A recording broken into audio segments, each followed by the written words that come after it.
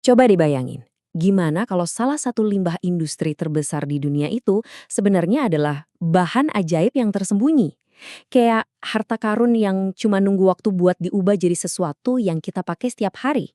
Lihat angka ini, 130 juta ton. Coba resapi dulu, itu angka yang gede banget. Bahkan mungkin susah buat kita bayangin seberapa banyaknya. Dan ya, segitu banyaknya potensi luar biasa ini, kita bakar gitu aja. Setiap tahun, kita benar-benar membuang harta karun yang sangat berharga. Nah, bahan ini namanya lignin. Seperti yang dijelasin di sumber riset ini, pemanfaatannya tuh masih minim banget.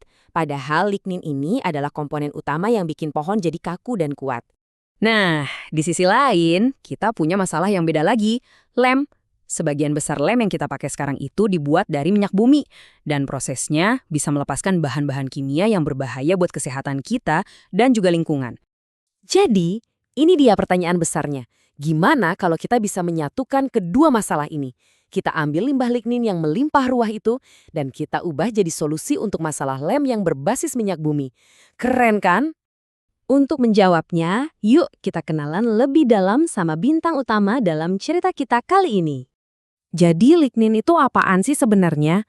Gampangnya gini, lignin itu kayak semen alaminya pohon yang mengikat semua serat kayu jadi satu. Nah, waktu pabrik memisahkan serat itu buat bikin kertas, jutaan ton lignin ini jadi produk sampingan. Sekarang, ini bagian paling menariknya. Kekuatan super lignin itu ada di struktur kimianya.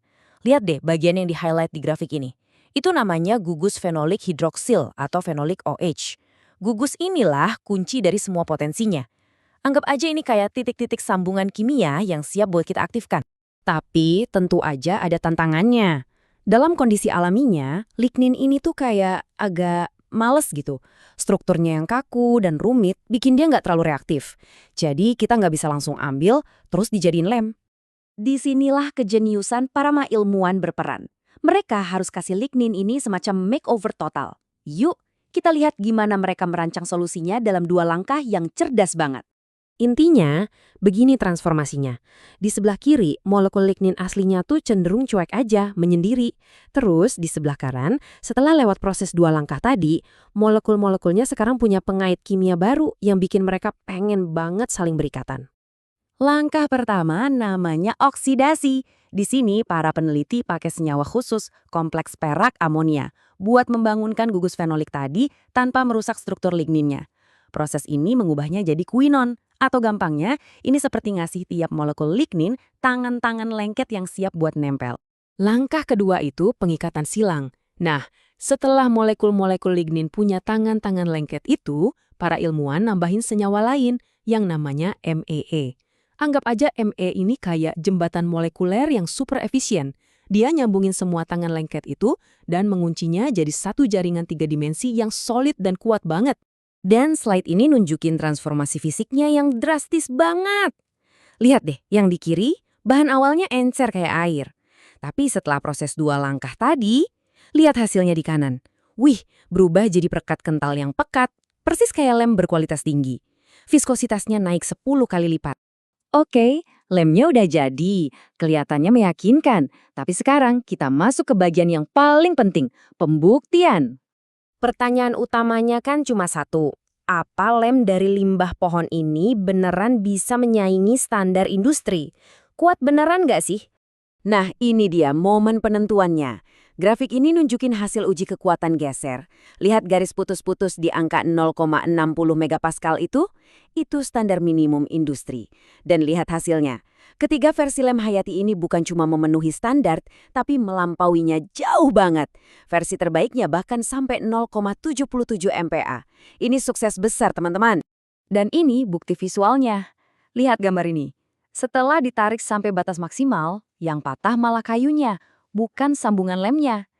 Ini artinya ikatan yang dibikin sama lem lignin ini lebih kuat dari kayu itu sendiri. Luar biasa. Jadi jelas ya, ini bukan cuma soal bikin lem yang kuat.